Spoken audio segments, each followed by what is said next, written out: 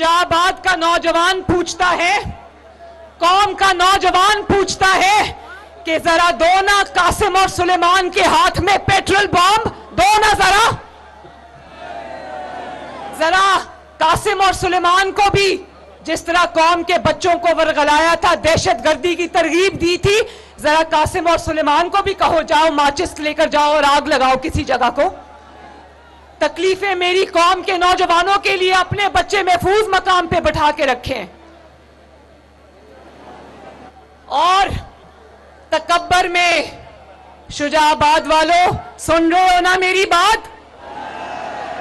इधर भी सुन रहे हो ना? वो जो खवातीन बैठी है सुन रही है ना?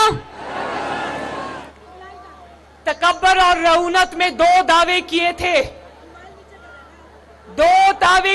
कहता था मैं इनको रुलाऊंगा। क्या कहता था? मैं इनको रुलाऊंगा।